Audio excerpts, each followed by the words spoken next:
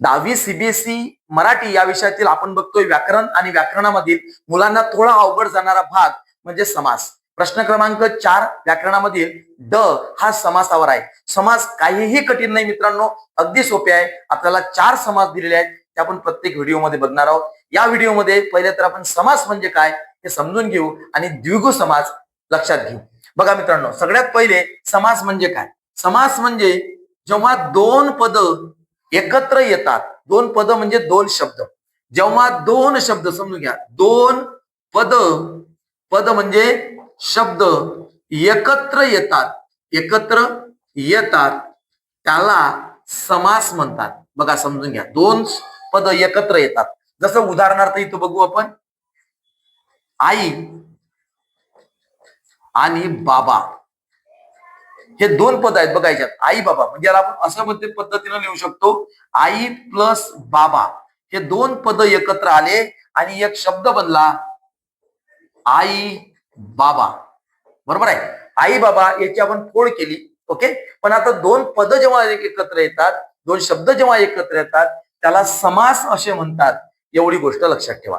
ठीक आहे, लक्षात आलं असेल. आता आपण याच्यानंतर द्विगु समास समजून घेऊ. आपला पहिला समास द्विगु.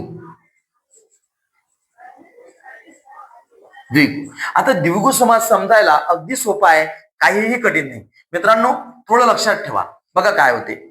मी तुम्हाला काय सांगितलं, समास म्हणजे जिथं दोन पद एकत्र येतात. मग आता इथं समजून घेऊया द्विगु समास कसा ओळखायचा. जसं ज्या समासातील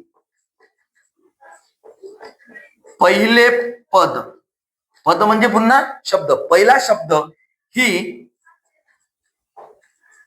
संख्या असते.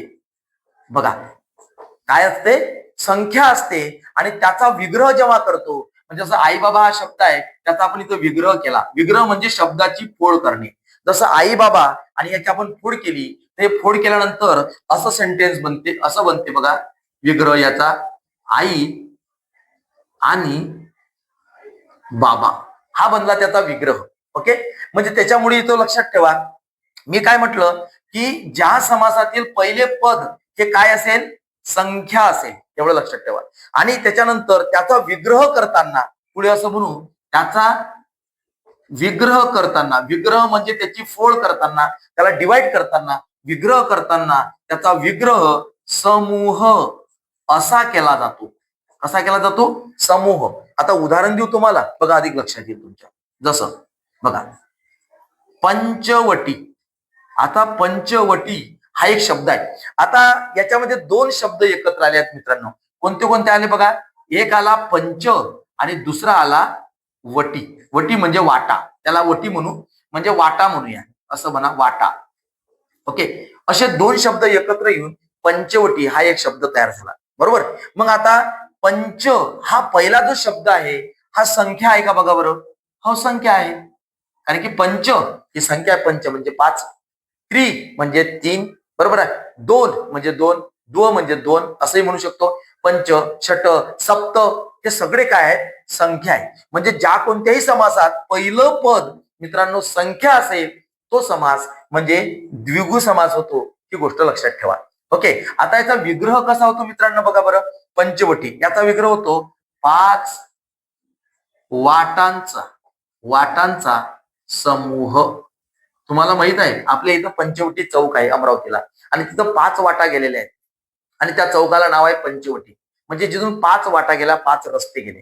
ठीक आहे, 5 वाटांचा बघा. आणि विग्रह करताना पहिलं पद संख्या आणि त्याचा विग्रह करताना समूह असा केलाय. म्हणजे आयडेंटिफिकेशन आहे द्विगु समासाचं. पहिलं पद असेल संख्या आणि विग्रह करताना होईल त्याचा समूह. आता एक दुसरं आपण उदाहरण घेऊ.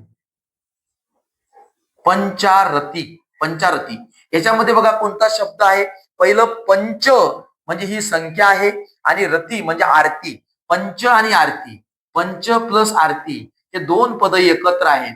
म्हणून म्हटलं आपण याला विग्रह करताना म्हणूया 5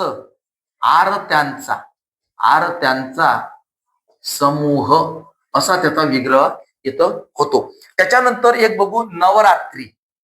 नवरात्री. आता नवरात्री म्हणजे 9 रात्रींचा समूह. बस एवढं सोपं आहे, काही कठीण नाही.